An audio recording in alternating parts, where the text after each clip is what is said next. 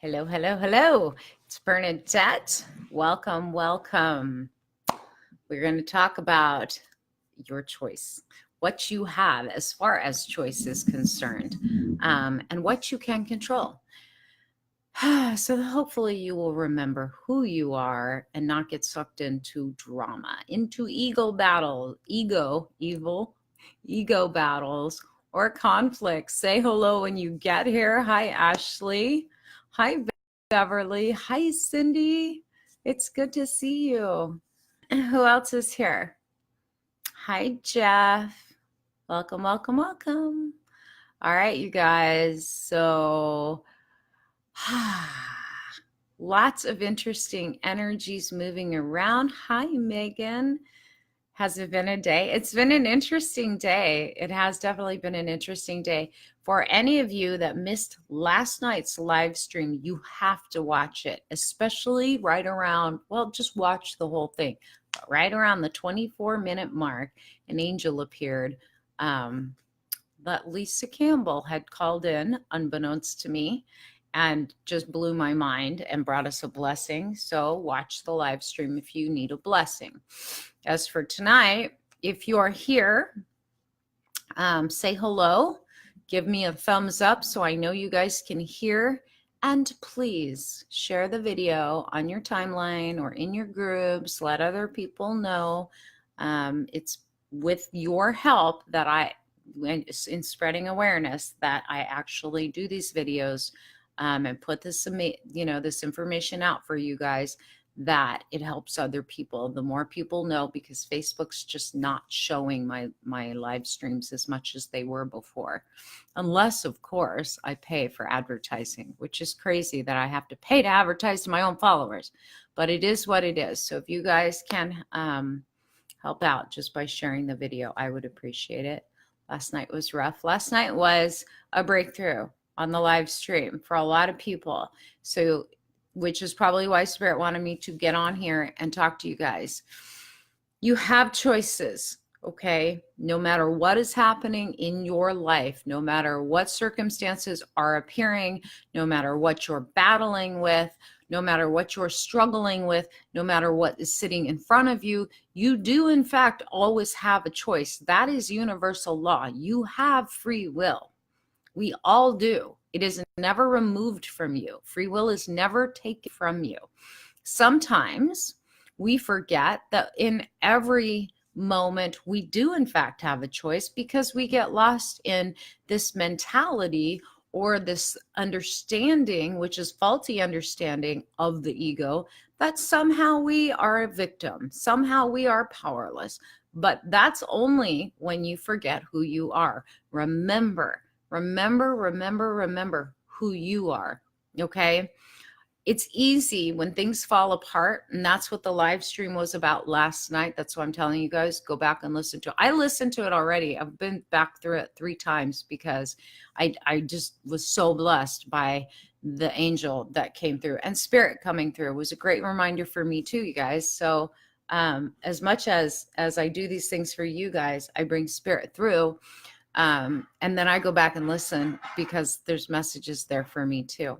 But today they really want you guys to understand and remember, in everything that goes on in your life, you are not powerless. You always have a choice. The law of choice is universal law. There is no way to strip that out. In every moment you have free will. In every moment you have a choice to make. Thanks, Cheryl. It's growing. It's actually finally growing back. It was a different reason. Go back and watch. Yes, go back and watch, Ashley. So when our ego kicks in, right, when our wounded inner child rears its head, or something shocking happens, we go back to feeling powerless or like a victim, like when we were children, like we're defenseless, but you are always protected. You're never left alone.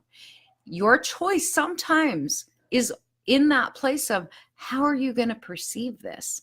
But that's a powerful place. Are you going to perceive this? And it's always the first place of choice. What are you going to give this thing meaning? What meaning are you going to give it? Are you going to give it a negative meaning? Are you going to judge it as something bad, right? How are you judging this thing, this circumstance, this battle, this betrayal, this disappointment, right? How are you going to judge it? That's your first choice. Then the second choice is, what are you focused on? What can you control in whatever it is that's going on in your life? What part of it can you control? First, you control your perception. You can control whether or not you're judging something, right? Now we already have two choices. Next, what do? What do you focus on? Do you focus on the problem, the shocker, the betrayer, the person you feel like caused this betrayal? Is that what you focus on? Or do you have a choice? You have a choice. You can focus on what you can change, which is you. When we go through things like breakups, disappointment, we get fired from a job, we get into an argument with someone disappoints us, lets us down, whatever, doesn't meet up to our expectations, we go into this place of what can I do over there? Let me fix that person. Let me blame that person, right? We want to go out there and fix that, which is exactly the opposite direction. You should be focused. Anything triggers you into a place of reaction. And remember the other day what I told you about reaction. I'm going to keep repeating this.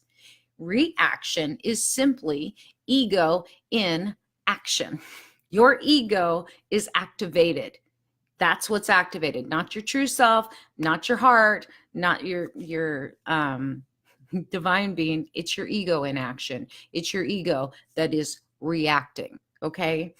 Especially when something happens that you don't like, that makes you a little uncomfortable, a little bit scared, pushes you out of your comfort zone, makes you shocked and feel like, oh my God, what just happened? Your ego kicks in and wants you to go to battle. So then you start to point the finger out there. Then your focus goes out there.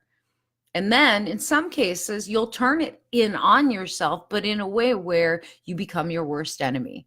It's my fault. You shame yourself. You put yourself, I should have known better. I should have seen it coming. They don't love me. I'm not lovable. And all of this crap starts kicking in, and you actually go on the attack against yourself. That too, ego in action, reacting to whatever circumstances are in play right there.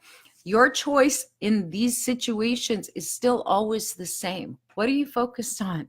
What are you giving meaning to? Where are you putting yourself in the scheme of things? Is it happening to you, or is it happening for you? You get to choose how you give meaning to these things, right? I know, and breakups happen, when jobs are lost, when money doesn't come through, we sit there and we're like, am I not good enough? Universe, what am I doing? What's wrong? Blah. We go into this weird, crazy place of desperation and focusing on lack, and we forget the power within us, and that for some reason we created this. But if you start to think, well, I didn't create it, you've given your power outside of yourself. God and you created this thing, whatever it is, beautiful or disastrous, whatever is sitting in front of you, you created it. You can also uncreate it.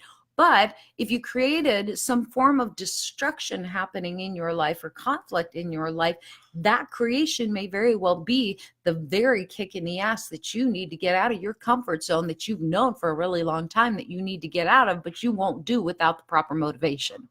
And so along comes the universe and says, I've heard your thoughts and I felt your vibration that say you want something different. And it lines things up that make you have to choose something different. Take new action. Think about things differently. And then you think, well, it's happening to you. No, it's happening for you, sweetheart. It's happening for you.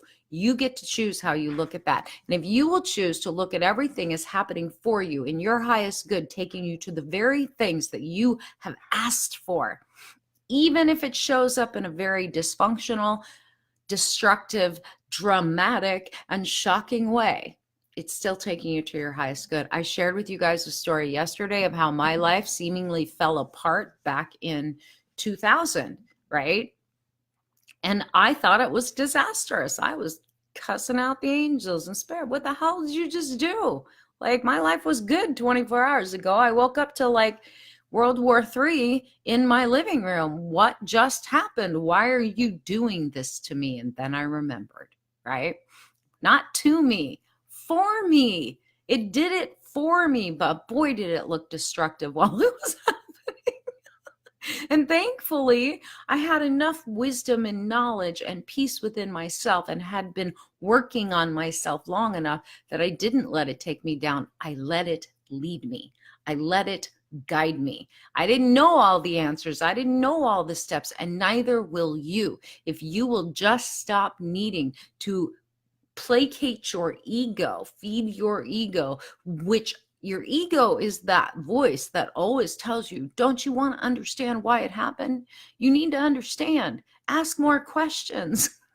Figure it out on your own. This is why it happened. That's why it happened. No, it happened for your highest good. Like it or not, the way it showed up, it's happening for your highest good. If you hold on to that, no matter how ugly things get, you will overcome the stuckness in your life, the blockages in your life, the decisions you've made in the past, and you will move to the next level. Hang in there, you guys, because right now we are at a time where we are getting pulled, literally pulled out of our comfort zones. And that's not comfortable if we don't go willingly. So you do have a choice here. You can control this. Go willingly. Go from a place of a curious mind and a curious heart, excited like Christmas morning. What's next? Like, that was hugely dramatic. Holy cow. Must have needed to create something super dramatic to shake me out of my comfort zone. All right, I'm awake and paying attention. Where are we going next, Spirit? Where are we going next, universe? Where are you leading me to? Because I know that you're lining this up for my highest good. Do not go to that place. Oh, why is this happening to me? Nothing good ever happens. Blah, blah, blah. I'm never going to be happy. If you go there to the droopy dog mentality, way, way low on the emotional vibration, you're just going to create more of that. You can do that.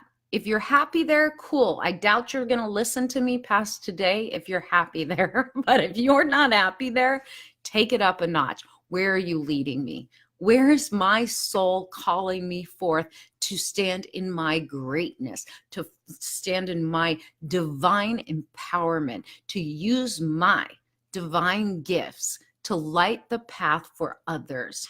Where am I being led? Where is this taking me? Man, something just blew up in my life.